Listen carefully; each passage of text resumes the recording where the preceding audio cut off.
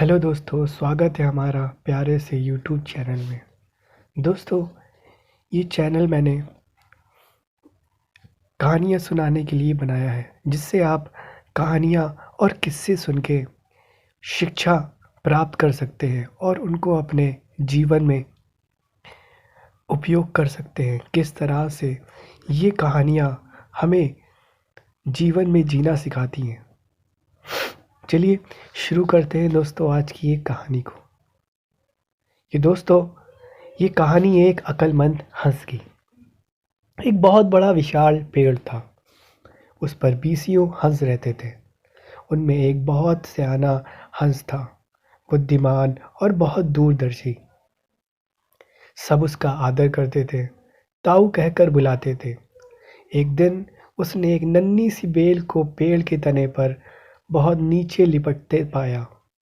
ताऊ ने दूसरे हंस को बुलाकर कहा, देखो, इस बेल को नष्ट कर दो। एक दिन ये बेल हम सबको मौत के मुंह में ले जाएगी। एक युवा हंस हंसते हुए बोला, ताऊ, ये छोटी सी बेल हमें कैसे मौत के मुंह में ले जाएगी? सियाने हंस ने समझाया, आज ये तुम्हें छोटी सी लग रही है। धीरे धीरे ये पेड़ के सारे तने को लपेटा मारकर ऊपर तक आएगी। फिर बेल का तना मोटा होने लगेगा और पेड़ से चिपक जाएगा।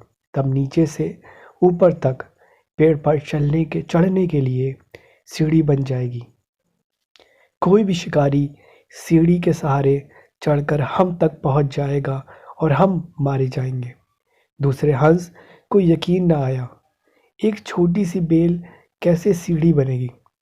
तीसरा हंस बोला, ताऊ, तू तो एक छोटी सी बेल को खींचकर ज्यादा ही लंबा कर रहा है। एक हंस बड़बड़ाया, ये ताऊ अपनी अक्ल का रौब डालने के लिए अंट-शंट कहानी बना रहा है। इस प्रकार किसी दूसरे हंस ने ताऊ की बात को गंभीरता से नहीं लिया। इतनी दूर तक देख पाने की उनमें अक्ल कहाँ थी। समय बीतता रहा।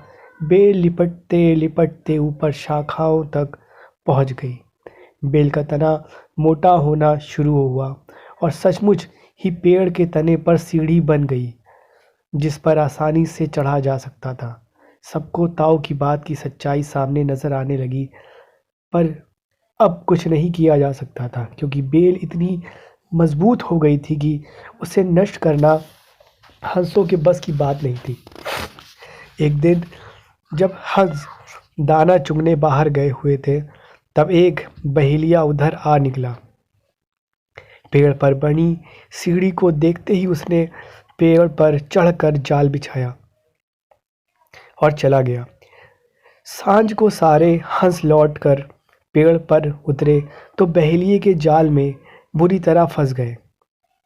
जब वे जाल में फंस गए और फड़फड़ाने लगे, तब उन्हें ताऊ की बुद्धिमानी और दूरदर्शिता का पता लगा।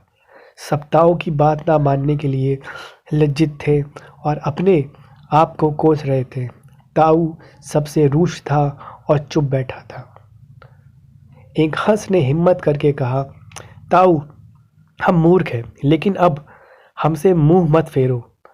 दूसरा हंस बोला, इस संकट से निकालने की तरकीब तू ही हमें बता सकता है। आगे हम तेरी कोई बात नहीं टालेंगे। सभी हंसों ने हामी भरी।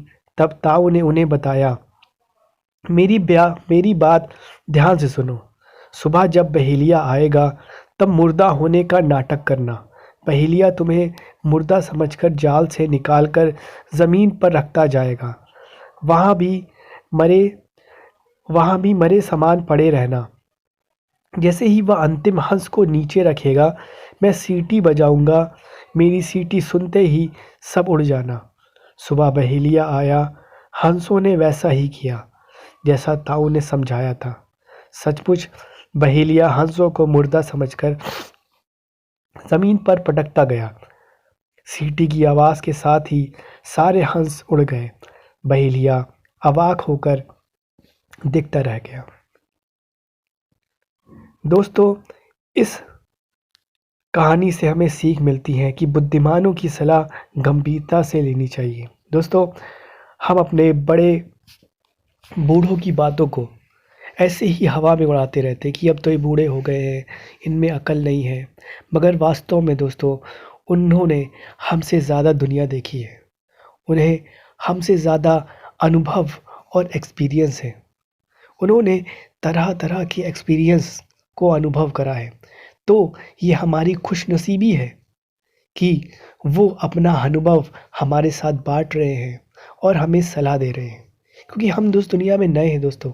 अगर हम फिर से वही अनुभव लेंगे तो हमारा टाइम जाएगा। अगर यही अनुभव हम उनसे लें जो इसको एक्सपीरियंस कर चुके हैं, तो इससे भली बात क्या होगी? तो दोस्तों, हमें बुद्धिमानों, हमारे बड़े बुज़ुर्गों की बात सुननी चाहिए और उनको गंभीरता से लेना चाहिए।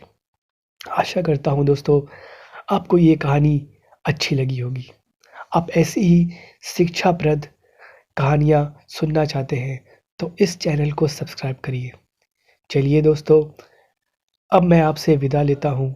फिर मिलूँगा एक नई कहानी और एक नई शिक्षा के साथ।